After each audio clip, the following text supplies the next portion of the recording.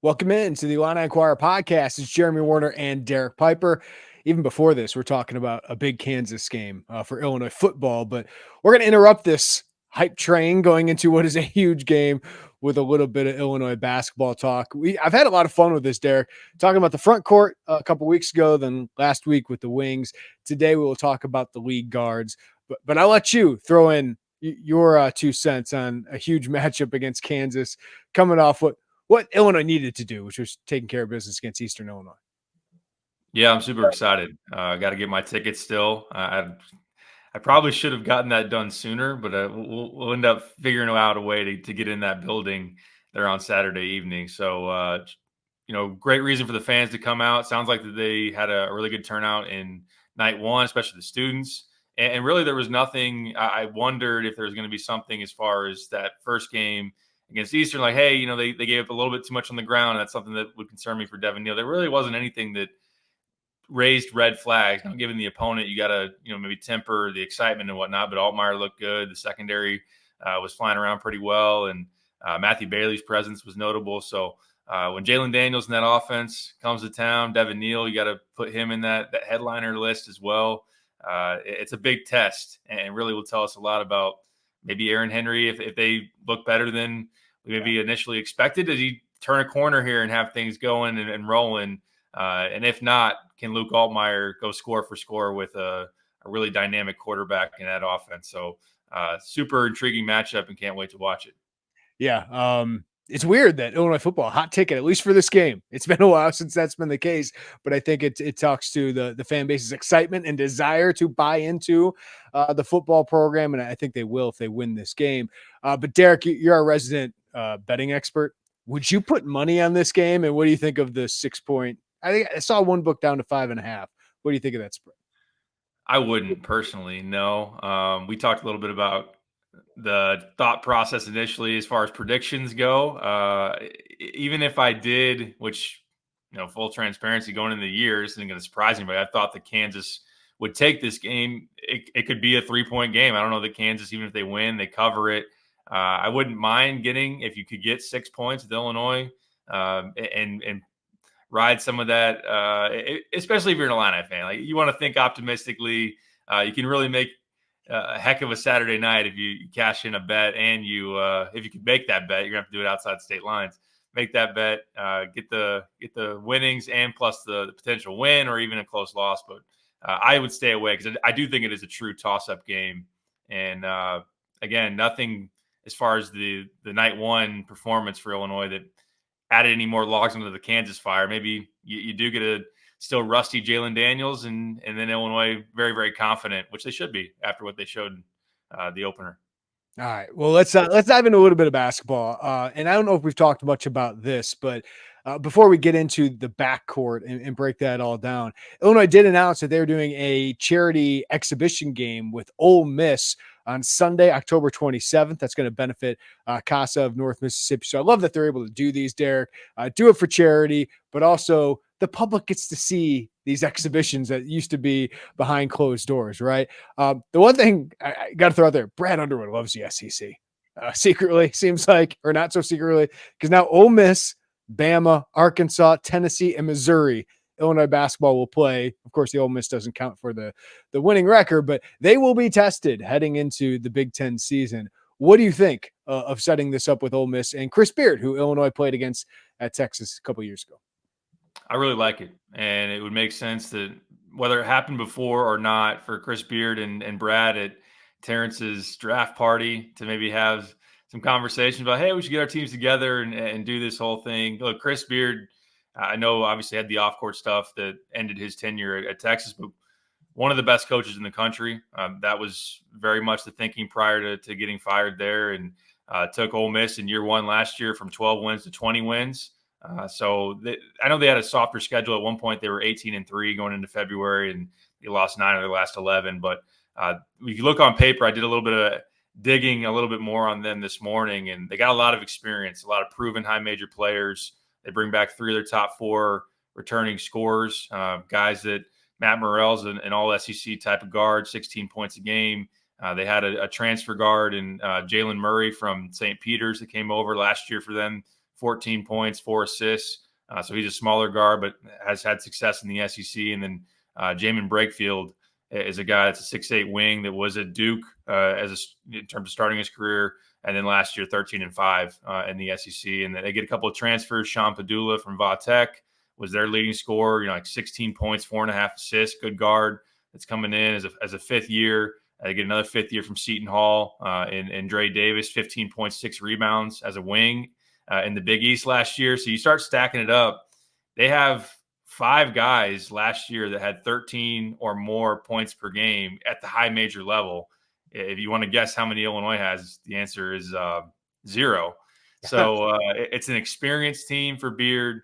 You are going on the road. So, I mean, I'm not going to sell this. Even Illinois, and we admittedly thought – personally, I thought that environment at State Farm Center last year would be a little more raucous, a little more to the top. Like the C section 200 level was pretty sparse, if I'm remembering it accurately. I remember talking about that a little bit around that time of that game. But Ole Miss averaged around 7,000-8,000 in terms of attendance. It's not going to be some like big time environment. Plus, Oxford might all be hungover anyway. They play Oklahoma in a huge football game there at the Grove the day before, potential game day type matchup. And so I don't know about as far as that goes, but in terms of the on-court test, you're getting a veteran team, a pretty good one overall, and obviously a really good coach in Beard.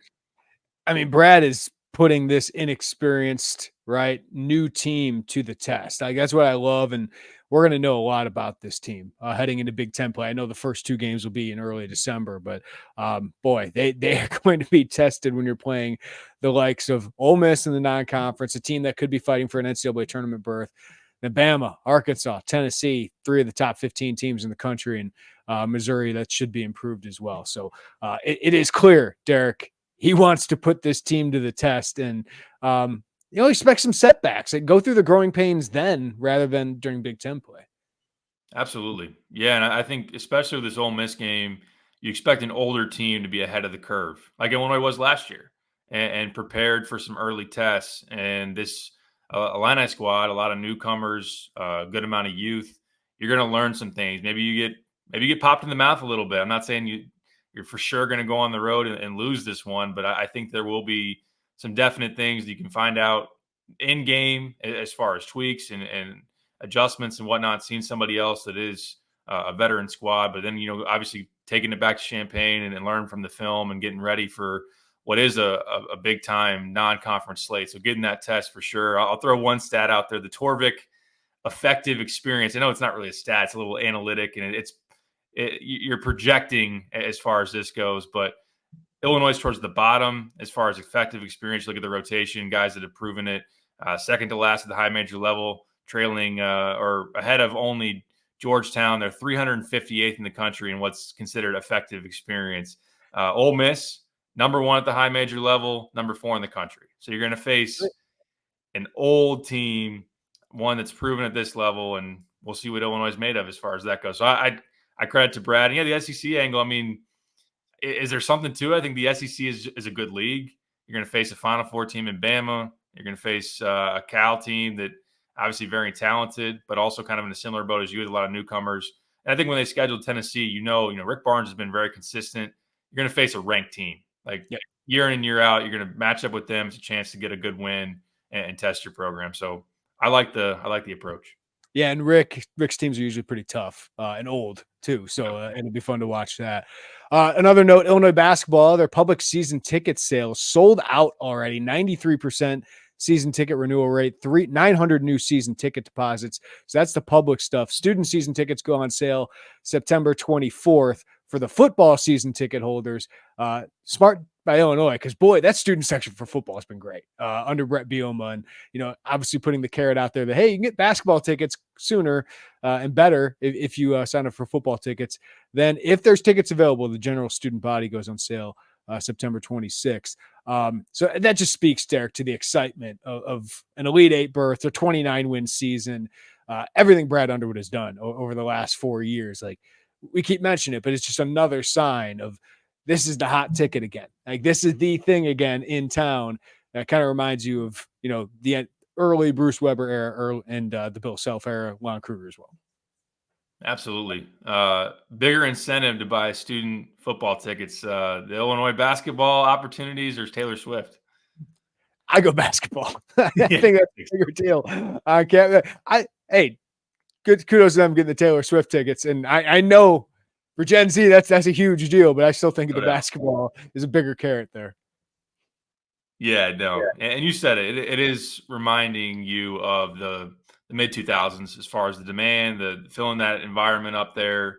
And you're coming off an Elite Eight, which obviously is the last time you were competing at that level. So when you have that season that really motivates the fan base to want to come out and support, and that's a hot ticket. It should be anytime the Illinois is taking the floor. And then Brad has inspired a lot of confidence, and he should. I mean, we've talked all offseason about the talent on this roster, the upside that this team could have. So people got to be, just chomping at the bit to go out and see Kasparas Jakucionis, Will Riley, guys that are potential one and done first round picks. And obviously there's a number of other guys as well. So to create that, to have the consistency where Illinois, outside of really that 1 year in 22-23, where they're still a tournament team, like the floor is an 8 or a 9 seed type of thing.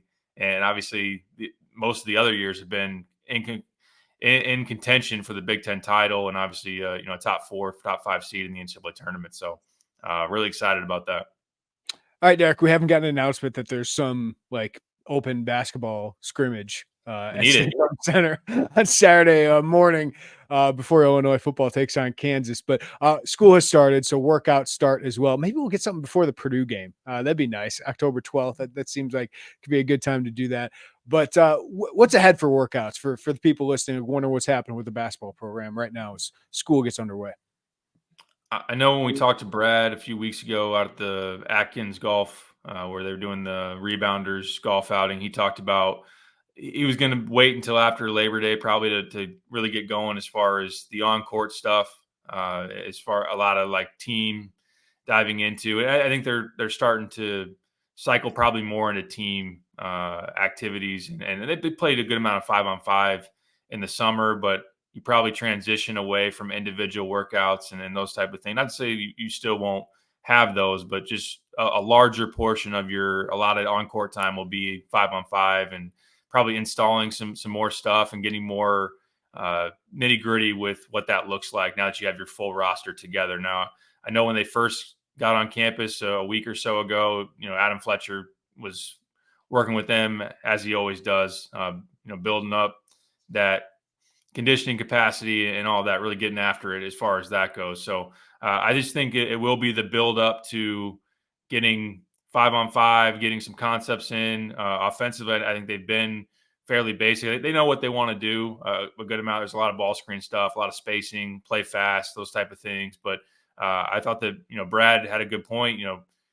Kasparas hasn't played with Tomislav Ivisic, and Will Riley and Kasparas haven't been on the court together. So there's a lot of pairings that really just haven't been out there together. So I think the chemistry is really the biggest thing. I know that you'll get into some scheme. Brad mentioned they're going to try to do some different things defensively, maybe change a few schematic things as far as that goes. So scheme is always install, and that's always something that you got to ramp up to. But just the familiarity of the guys being out there together is important. And I know that we've talked about it between us, the just acclimation process continuing for Tomislav, continuing for Kasparas. Now he's coming back. You get school involved in that adds some more things on their plate. So just working through all that. But yeah, no, it's good. And I definitely am advocating for an open workout ASAP. Let's get it going.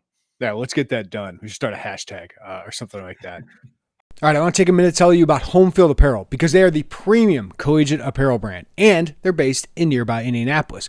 Homefield sent me a few shirts, and what I love about them is, of course, they have incredibly comfortable, well-fitting shirts, but they also have officially licensed apparel with vintage college designs. And they have more than 180 plus available colleges, including, yes, your Illinois Fighting Illini. They have great gear for the upcoming football season, so for the warm weather games, check out their Script Illini t-shirt, the Orange Ringer tee, the vintage Oski helmet, or for the fall chillier games, check out the Script Illini hoodie, the Flying Illini hoodie, the Flying Illini quarter zip, and if they're still available, you might want to check out homefieldapparel.com for this.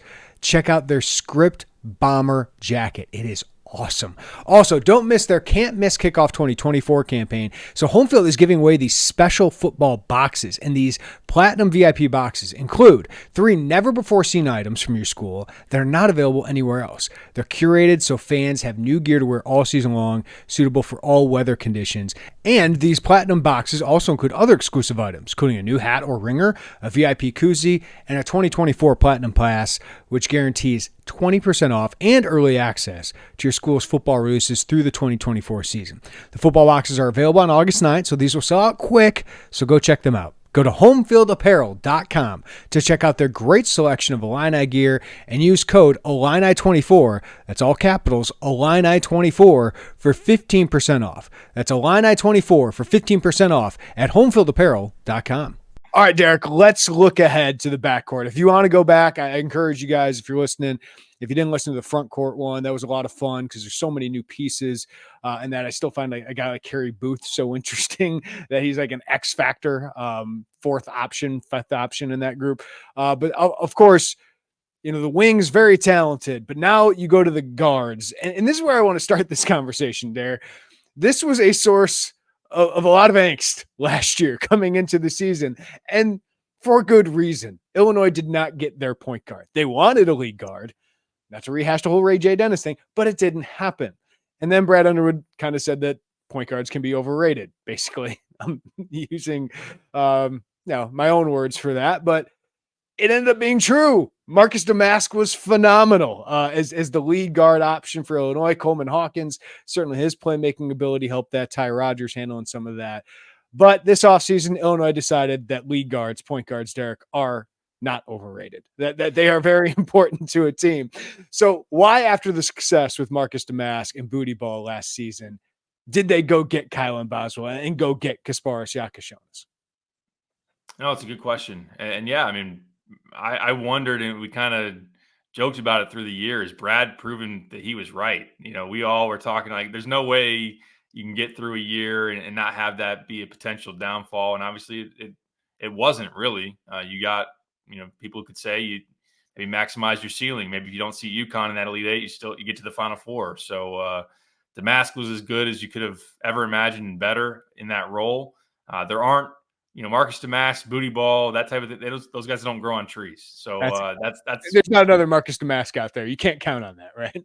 That's probably the biggest thing and the easiest answer. And just overall, your roster construction changes. Like Coleman not being there changes the way that you got to do some things. And you bring in Merez, and that's a little bit different in terms of, how can he be effective? And if he's going to be a rim runner, does that work with Booty Ball? And obviously Terrence is, an awesome player who is different than what you're going to bring in. And you get a Will Riley late and all of that. So I think as you go, you're trying to complement your roster and you add pieces, then you figure out how you want to play. And to get Kylan, a guy that is a proven high major guard, somebody that obviously is really good defensively. That's another thing I would add on to that is, while last year point guard offensively was not a problem, guarding perimeter guards was kind of an issue. At times a big issue where they had some problems with Ty trying to be that point of attack guard, and obviously Damask defending on the perimeter. And yes, there was which we've discussed many times, like kind of gearing towards the offensive end. Hey, we'll give up some things, but we'll just outscore you type of things because we'll have a just ridiculously efficient offense. But I do think it was trying to find ways to create advantages still. That's what Tyler Underwood always emphasizes. It doesn't have to be the same way. And I think with Kasparas, he's somebody that can do that in ball screens. Kylan's a guy, again, defensively proven three-point shooter, guy can play on and off the ball, experienced. So I just think that as they built it out, they didn't see or feel like there was just going to be an automatic, all right, we got to find the next Marcus Damask. Like, we're just going to, as they've done, prior to that, and you think back to Io and Kofi, like it's accumulating a really good roster and then putting those guys in the best positions to be successful. It's not marrying yourself to one particular style of play. That's something that they deserve a lot of credit for. So as they built that up, and they wanted guards that could run actions and play fast. Brad's always loved to play fast. That just kind of really showed itself to be the way that they were going. All right. When Illinois landed Kasparas Jakucionis, I tried to rein in my expectations for the young man. He just turned 18 when they landed him. But since he's had an unbelievable offseason internationally, been one of the best players internationally, is now a projected first-round draft pick by the people who I respect the most that do this. ESPN's Jonathan Givony and The Athletic, they are projecting that as well. So he's getting a lot of hype now, Derek, as the potential, and including us. Like, I think he could be potentially Illinois' best player as a true freshman in the Big Ten, which is not easy. Why is he deserving of that hype? Are we hyping him too much, or just what do you think of Kasparas Jakucionis coming into the Big Ten here? I'm really excited. Obviously, he's got a high ceiling. He's done it against really good competition. Yes, younger players for the most part that are notable. But to boil it down, why are people excited? Like, I could give you two examples. They play in the Eurobasket against France. Nolan Traore, who's a projected lottery pick, top 5, top 10 guy, and Kasparas has 37 points in that game. So you look at that. You look at a matchup and the Spain league that he played in, Barcelona against Real Madrid. His team against Hugo Gonzalez, Igor Dimin. Look up the mock drafts. Those are two guys that are lottery picks. And Kasparas is the best player on the floor in that game. 27 points, hits 6 threes, does his thing as far as assists go. So in those matchups against guys who are just thought to be bona fide lottery talent, he is showing out, and he's worked his way into that mix where he's thought to be a middle of the first round type of guy. Yes, it's on the front end of this whole thing, but the talent is there. The production in those environments is there, and he can do a lot of things. He can make shots. He can make guys better. He's had some really impressive read the floor clips in terms of playmaking and all of that. And we've talked about it a number of times, 6'5", 200. That's a body that is ready, reasonably as far as a freshman goes to come in and handle some of the physicality of not only the Big Ten, but college basketball in general. So you put all of that together, and that's why a lot of people are really, really excited. I think they should be. It's going to be fun to watch. Illinois Rutgers is going to have some top NBA draft implications. Right. Jakucionis going up against Dylan Harper, and Ace Bailey's obviously there too. So there's gonna be a lot of NBA scouts at some of these Big Ten games because of some of the Big Ten prospects. Like, we have in the Big Ten, just haven't had a lot of those guys. And this year it just feels like there's gonna be more, and Illinois is gonna be part of that with Will Riley and Kasparas. And then of course Rutgers with the two guys they have as projected top 5 picks. No doubt. Yeah. I mean, the Duke game at Madison Square Garden with obviously Cooper Flag and all that Duke is going to roll out there along with Illinois. Arkansas is another one that I would think is one to be highly attended by NBA people. But yeah, I mean, Madison Square Garden, you're going to have 15, 20 NBA scouts, different teams represented. But yeah, in the Big Ten as well. So it has been a while where the Big Ten is a factor, consistently in the lottery. That's been something that's kind of been lacking. And obviously one of the arguments why people would say that they haven't won a title in a long time. But yeah, Illinois is going to have a presence. They've had one, now with Terrence and Io getting drafted, but this is potentially even a higher end of just projection and where they'll potentially get picked. All right, Kylan Boswell was a huge transfer addition. Obviously, second year at Arizona was up and down, especially down late, but he gets into a new situation, still young, but a veteran. And how do he and Kasparas, because Kasparas is going to have the ball in his hands a lot, coming up ball screens, making decisions, Derek. Kylan Boswell came into this as a point guard, right? Was a 5-star point guard, but he didn't really play that role at Arizona. And what kind of role do we expect? Is it lead guard? Is it combo guard, off guard? What do we see for Kylan Boswell next to Kasparas? Yeah, I think it is going to be a combo guard role. It's pretty much been who he has been at Arizona. And that's, even in AAU, he played alongside Jared McCain, the Duke guard that just got drafted in the NBA. So he's been somebody, while he has been tabbed as a point guard and the size of a point guard. And I'm not saying that he can't do some point guard like things, but combo guard is probably more so the realm and the role as far as his function. I think in talking to people and the way I've thought about it too, like you look at some of the stats, defender, good shooter, especially, catch and shoot really, really good. Like Trent Frazier. Like Trent Frazier is a guy that comes to mind. Now, body wise, they're built differently. I'm not saying that they're going to be the same as far as,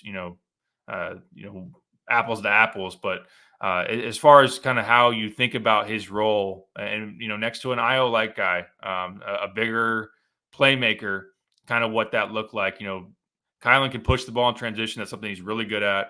Also as a shooter in the spot up role. I think that's part of the reason why they like this pairing is because Kasparas can be that heavy usage ball screen guy, and Kylan can still be effective off the ball as that shooter. I don't think they want to. They'll put him in some ball screens. I don't think it'll be a super high usage. He can be kind of that secondary creator. He's made some good passes if you look at some of his clips at Arizona, but also he's made some mistakes and sometimes either doesn't finish that great around the rim or just doesn't maybe see the floor as much as you'd want. So, but he's still a young player, can progress as far as that goes. But on the ball, point of attack defense, huge asset because he's tough, he's strong, he's leaned up. Obviously, his body, that's been a big storyline in the offseason. And they think he can be they had, obviously you put on the pedestal of Trent Frazier defensively. That's a high bar. They think that Kylan can be in that realm potentially if he plays up to his potential. So, yeah, I think combo defensively, definitely guarding point guard actions, fighting through screens, all that stuff. They want that. Offensively, I think in the half court, some more off the ball, but definitely pushing the ball in transition and all of that because he's got the speed and the pace, and he's coming from a place at Arizona that plays with a lot of pace. He's just a really high floor, well-rounded player. I know he needs to improve in certain areas, Derek, but he can shoot. He can run some ball. Like you can run offense through him at times, and he can defend, right? And I feel like he could rebound with the size that he has. Like you said, Trent Frazier's probably a little quicker, but like Kylan Boswell's got like man strength to him. So that's why I just expect him to be such an important part of this team because you think of Trent and you do think of some of the nights he could go off, but it was just you could count on him to just be a really good two-way player for you. And Illinois was so offense focused that like didn't have a lot of two-way player. I mean, Terrence and Coleman certainly could do it, but this is a lead guard that can be the head of the snake in kind of multiple ways. So I just think he's going to be so important. And as much as we talk about Kasparas and Will Riley and some of these other pieces that are so exciting, like this is an important piece because you hope he can be a leader too. Absolutely. Yeah. And a guy that when some of the other pieces on this team go through that acclimation process and the roller coaster ride of freshmen or, Thomas Law, what that looks like, or just trying to piece this thing together for a completely different unit. He's been in the wars that Illinois is going to be in. He's played in high level games. He's obviously gone on the road against, big time teams. He's played in the tournament, Arizona as a 2 seed, both of his seasons there in Tucson. So certainly is a guy that's seen it all, that hopefully can be a voice that steps up and leads this team. Also, I just think his energy is also something defensively. He's a very tenacious competitor. He can get pretty emotional as well. He's going to sit down and guard and those type of things. But yeah, can he set the tone for this team, be steady? I know that's something that if people are watching him in Arizona would counter and say that wasn't what he was last year. He was inconsistent. Now, obviously, we'll see if as an upperclassman he can be more steady and play higher to his potential on a given night. The high-end outcomes for Kyle, I mean, that Duke game early last year, look at the talent in that game. Caleb Love is a third-team All-American. Obviously, I already mentioned McCain's a draft pick. You've got Ballo, who's one of the highest-paid players in the portal. Go on down the list. Like, Kylan maybe was the best player in that game. He was somebody that did it in a variety of different ways, points, assists, had a couple of steals. Like he was just making key plays on the road at Duke, and they get a win there. So he's capable of that. And I just think in general, like to piggyback on what you said, I think there'll be less probably flash with his game. Like he's not going to be the flashiest guy on this team, but he'll be, highly functional and just rock solid at the very least. And obviously if he taps into 5-star potential and who he can be, Team USA, I'm not by saying he's not the flash doesn't mean can't possibly, put out there 14, 15 a game or have a 20-point night, those type of things. But I just think he'll be very solid, and you need that. He's a guy that could be in the discussion for all Big Ten if things go well, right? I know it's a deeper conference, so it's harder to get on some of those teams, but he could probably be in the discussion for some of that. Hey guys, fall is right around the corner. That means kids back at school. That means the schedules get a little busier, and that's why there's no better time to check out Factor. Fuel up for all these busy days with Factor's no prep, no mess meals. Meet your wellness goals in time for the fall with a great menu of chef-crafted meals with options like Calorie Smart, Protein Plus, and Keto. And Factor's fresh, never frozen meals are dietitian approved and ready to eat in just 2 minutes. So no matter how busy you are, you'll always have time to enjoy nutritious, great tasting meals. So make today the day you kickstart a new healthy routine. What are you waiting for? With 35 different meals and more than 60 add-ons to choose from every week, you'll always have new flavors to explore. And you can crush your wellness goals with dietitian-approved meals and ingredients that you can trust. Make your day delicious, too, from breakfast to dessert. Stay fueled with easy, nutritious options. And you get to keep your kitchen time to a minimum. Factor meals are ready in 2 minutes. No shopping, prepping, cooking, or cleaning up. So enjoy effortless support for your lifestyle. Choose from 6 menu preferences to help you manage calories, maximize protein intake, avoid meat, or simply eat well balanced. So head to factormeals.com/Illini50 and use code Illini50 to get 50% off your first box plus 20% off your next month. That's code Illini50 at factormeals.com/Illini50 to get 50% off your first box plus 20% off your next month while your subscription is active. Dra Gibbs-Lawhorn, one of 2 returners on this team, Derek. And if you had told me that to begin the offseason, you might have been surprised by that. But how does he fit into this? Because obviously Kasparas and Kylan Boswell, we're expecting major minutes. So what is Dra Gibbs-Lawhorn role coming off the bench here?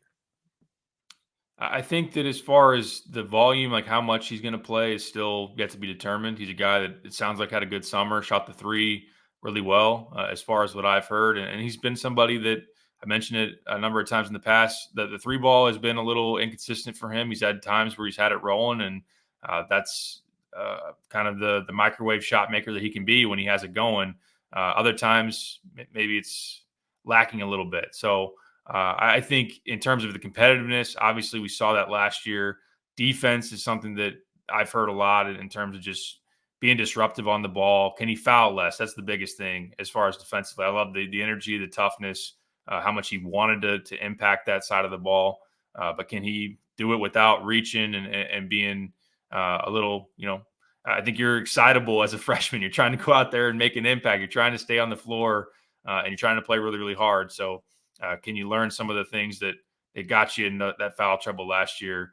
But potentially, I think Brad, the interesting part of it really as you get into the depth pieces at any position, we talked about on the Wing podcast, the Big podcast, like Brad's going to have choices of who he wants to play more minutes and then how he wants to shuffle his lineup. As we talked about, like if Will Riley's going to be a pillar on the wing, are they going to play Ty or Trey White more at the 4? Or are they going to do that to try to get those guys in the court? Or is Kerry Booth really pushing things? So then they want to get Kerry in there and slide Humrickhouse to the 3.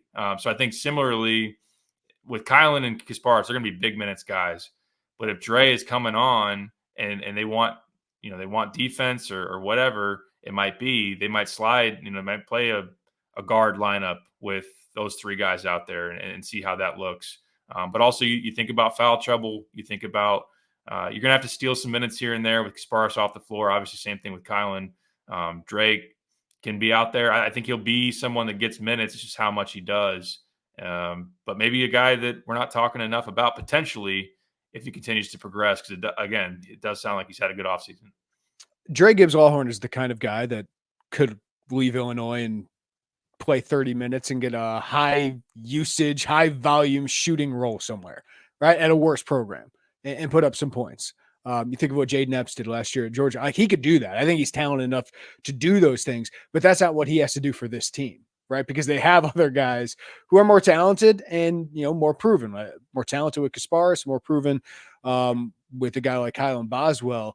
That's why he's got to simplify, right? You just got to play in tenacious defense, which is why he played in NCAA tournament games in postseason games and actually made an impact, and then take open shots confidently, which he did against Morehead State, right? So like if he continues to do those things, I think you'll be excited about what Dra Gibbs-Lawhorn can bring. And maybe long term, Illinois could put more trust in him to be maybe that guy after, Kasparas leaves as a one and done.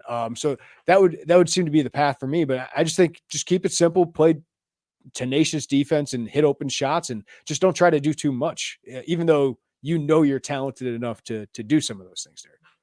No, I think you hit the nail on the head there. Yeah, for sure. It was at times offensively last year he tried to do a little bit too much and tried to force some pull up shots off the dribble. I do think going to the rim, especially in transition, something that I'd like to see for him more. Not maybe settle for the jump shot as much because he is a decently explosive athlete. He's just on the shorter side. He's about 6 foot tall or 6'1", whatever he ultimately is. But yeah, it is probably tying a lot more of your value, which it would be a transition based on who he was in high school, but tying more of your value to the defensive end, tying more of your value to the effort plays, and being that supplemental player offensively and just being more steady and solid in terms of where you're looking for your opportunities. And can you, even as a secondary guy, got ball handling skills, can you make a delivery here to set up a Will Riley, a Kasparas, and kind of be a connector offensively? I don't think he'll be – not saying he can't do some on-ball duties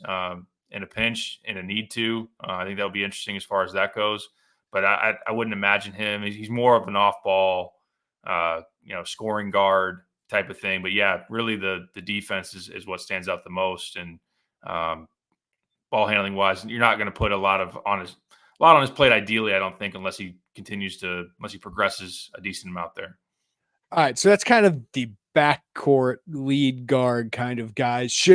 I'm thinking about this. Should I have included Will Riley as a guy who could play the 2 in this conversation, or Ty Rodgers? Could he get spot minutes as kind of the lead guard at times if Kasparas gets in foul trouble or has to leave the court for a couple minutes? Like, should I have included those guys? Because positionless, right? We're less positionless, and I imagine Will Riley more like a Jason Tatum kind of player, more of a wing primary scorer kind of thing. But should we include him in this?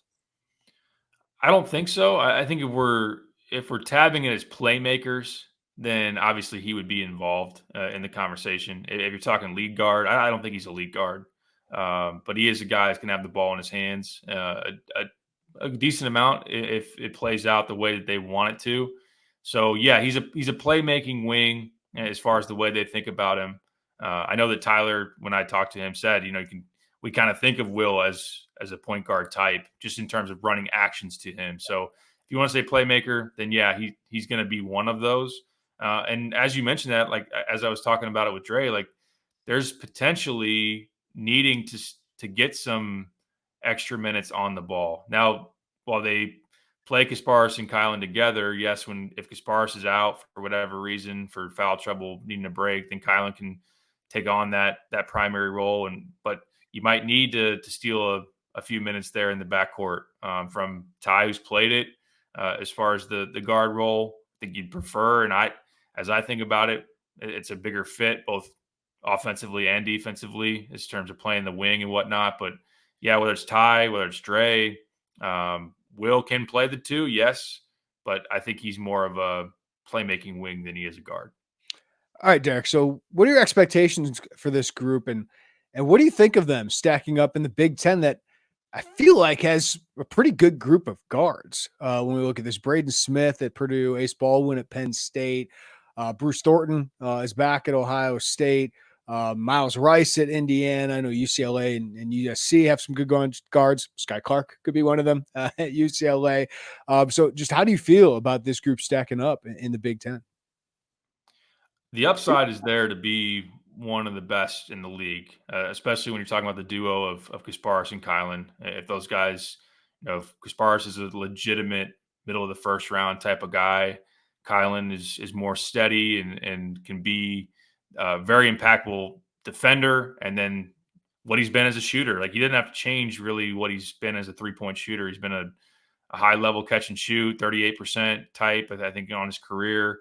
And if you can do a little bit more in terms of game in and game out consistency, then we're talking about easily one of the better groups in the Big Ten, even though, like you said, that there is a lot of competition there.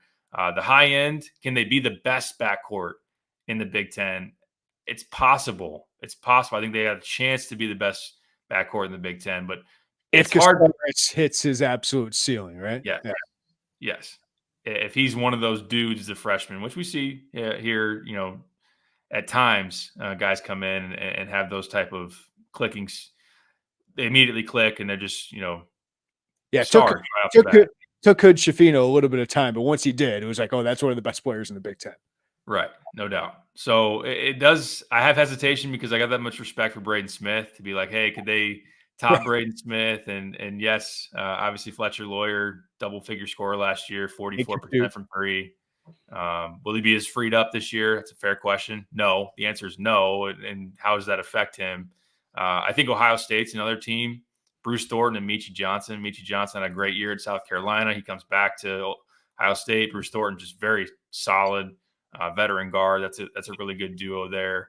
I would, if Trey Galloway has a bounce back year, maybe him and Miles Rice are up there. But I think that their ceiling's probably capped. It's limited. With Galloway in particular. So, yeah, no, I think it's one of the better groups out there. Ace Baldwin, obviously, at Penn State is one of the best point guards. Does he have a running mate that really vaults Penn State up there? UCLA, Dylan Andrews, Sebastian Mack, Oregon will be in that mix as well. So, I think it's obviously a strength of this team. It's potential to be one of the best out there in the Big Ten. And, yeah, if Kasparas is that dude, then maybe we have that conversation at some point. They are the best or not. But I would lean Purdue and then probably Ohio State as my top two. Yeah, I don't blame you there. I'd still go with Purdue. Braden Smith's a hell of a player. Kylan Boswell. I'm looking at Bart Torvik's numbers projection. 14 points, about 4 rebounds, about 3 assists. I doubt his metrics really can deal with European guys coming over because right now he has Kasparas at 7 points. And this is model, I say him, and 1.7 assists. I would almost triple that assist number and double the scoring total. But that would kind of be my expectation is I think Kasparas, if we're not talking 13, 15 points a game, like that would surprise me. I just think he's going to have the ball in his hands so much. He's going to get to the free throw line a lot. Kylan at 14 might be a little higher for me, but I do think he's going to be, a 12 to 14 point per game kind of guy. Yeah, fully agree with that. It wouldn't shock me if Kylan is your leading scorer potentially. Yeah. He's just far again the consistency, how he shoots the three, and all of that. Kasparas usage wise, and just obviously the talent is going to be challenging for that. I would be, like you said, shocked if he's not 13 to 15. Of course, he has the potential to go a little bit higher than that. If you talk free throws, if you talk just.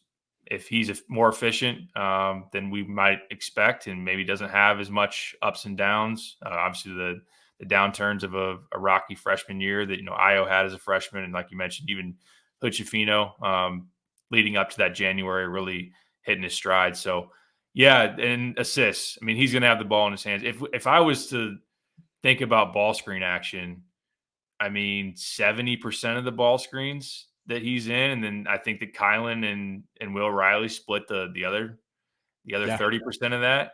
Well, and you think about the shooters around him. I think Rickhouse is an elite shooter. Will Riley, we know he can score and shoot the ball. Kylan is a plus 3-point shooter.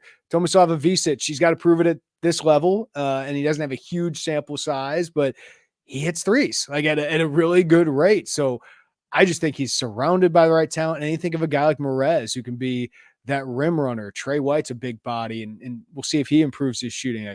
I just think he's surrounded by a lot of good talent that he's going to spray the ball around, and they're going to make the most of it. Yeah, Big T is a pick and pop 5 for sure.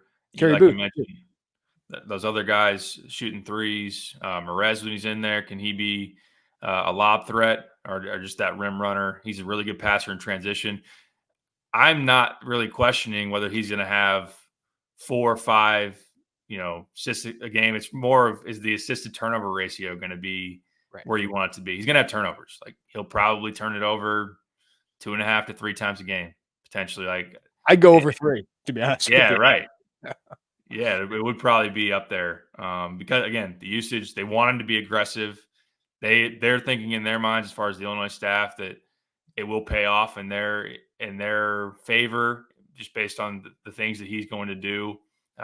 As we saw with Curbelo a few years ago, there is a fine line of being a little bit too much of a gunslinger in terms of the passes. I don't know that he's going to do all the Harlem Globetrotters moves that Curbelo tried to pull off at times, but it's more don't need sophomore year Curbelo. Yeah, right. But he will turn it over. He showed that in the Eurobasket. If you were watching the stats over games, he had 6 turnovers. Now he will have a lot more talent around him to take some of that pressure off. But there will be that presence. Like, he's going to have high assist numbers, but he will turn it over quite a bit too. All right, Derek, I got the helmet behind me. Bears. It's Bears season. Let's go. It's a quick turnaround after the Kansas game with the Bears kicking off in the afternoon. How you feeling? Like, what's your expectation for first year Caleb? A defense we feel strong about. I've got an actual offense of weapons. So, what are your expectations? I'm way too excited. I think my expectations are that I'll probably get hurt in setting the bar too high, but I've told myself, why not go in optimistic, right? That's right. That's because we actually have reason to be optimistic. We don't need these 20 things to happen to have a successful season or to make the playoffs, Derek. So I think you should be. There's a good roster. It's got a rookie quarterback, and I expect some growing pains. I'm like, CJ Stroud set a ridiculous standard, but I think we shouldn't be afraid to be excited. All right. Like, there's reason to be excited. We're going to win the division. Oh, okay. I'm not that excited. That's how excited I am. I respect the Lions too much, and I just know too much about the Packers. Yeah, but Detroit can't have that many nice things, right? Their history says that they're gonna get burned and brought back to earth in some way. Their roster is really good. Like, you look at, they have to root for the Pistons right now, who are pretty awful. That's true. That's true. So they could say that's where their trade-off is. But offensively, every position group is pretty much awesome for them. I know you could say, well, Jared Goff maybe isn't awesome, but pretty good. I take him. Defensively was better. Packers, if Jordan Love is who he was the second half of last year, then we're in for a long. They have a lot of good young talent. Jordan Love might be their best player already, which is weird. Like, Jair Alexander's really good, Rashawn Gary, but it's just like a bunch of really good young players. But they do need Love to take that leap. The one thing that I don't think gets talked enough about up there is Aaron Jones was awesome when he was healthy. Like, I thought he was as valuable. I mean, Jordan Love was great at the end of the year, but I thought part of that was because Aaron Jones was so good. So losing him is interesting to me. So I'm interested to see how they do without him. I know they spent some money on running back, but that's just I have a lot of respect for him, and him going to the Vikings will be interesting. I'm not concerned about the Vikings. I'm not. No, their defense, and then obviously Sam Darnold starting at quarterback. The weapons are really, really good. Right. If it wasn't within a division, Team Justin Fields would have been cheering for him to go to Minnesota to try to see if that could happen. But Josh Jacobs now in a Packers uniform. Is he Josh Jacobs of 2 years ago where he was awesome, or last year where he's more banged up? And I just like Aaron Jones more. Yeah, I loved Aaron Jones. He'll be good. The Packers will be good. So I think my expectation is probably third place in our division, but I think we'll be. I think that could be a really good team. We might have the best division in football, along with the AFC North. I think we're going to be a winning team. Like that. That's my expectation, and that's not a huge leap from last year, given the talent that they've added. I think the schedule is pretty advantageous early on, so it's important that we get off to a good start. And I just think they're on the upswing, and I think 9 wins should be a minimum expectation for this team after they won 7 last year and have added all that talent. And I think upside, this could be like an 11-win team. I do think you're going to deal with some growing pains.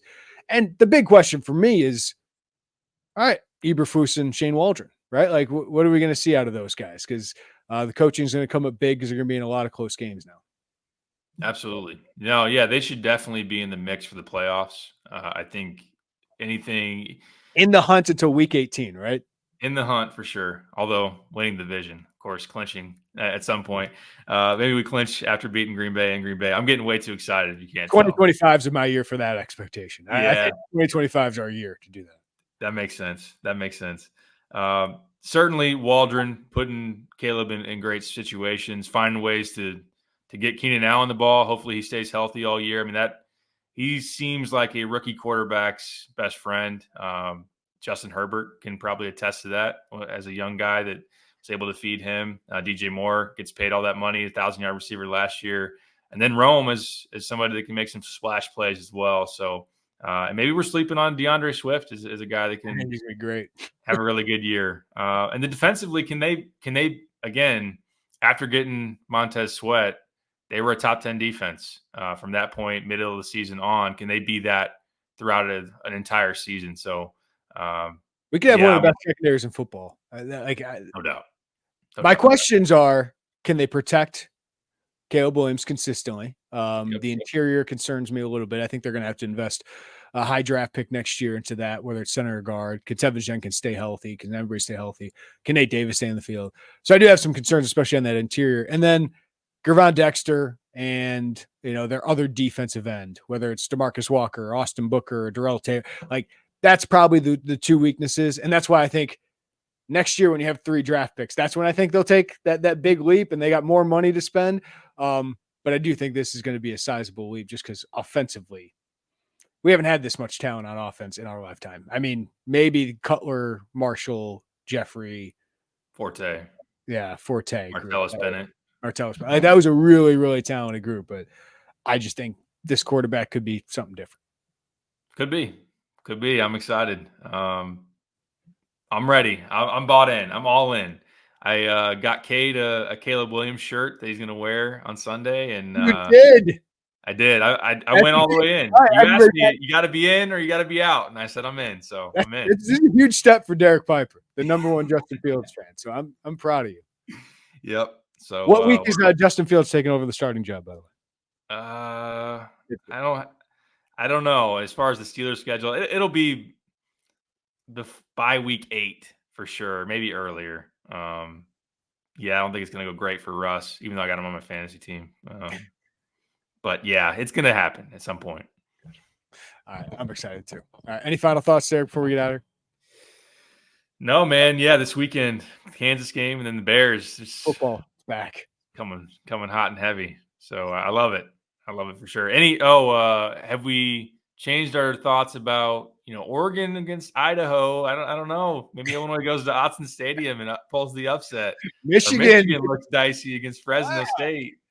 I'm telling you, Illinois is going to be able to score points, I think, this season, which in this conference could be massive because I just don't see a lot of good offenses and quarterback play in this conference. So if Luke Altmaier, and this week will go a long way towards that, right? If he truly is better, more confident, more decisive, I think Illinois can surprise people as long as their defense can stop the run consistently and make some plays and create some turnovers.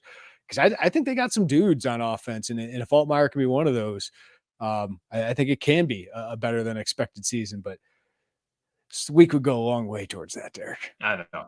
I'm being a little facetious, obviously. If you're wondering, Piper's getting way too high on the Kool-Aid, but we'll see. We'll see how that goes. I think that week 1 overreaction. Some people are saying Luke Altmaier was a sleeper pick of the All Big Ten draft that we did last week. Some people are saying. Some people are saying.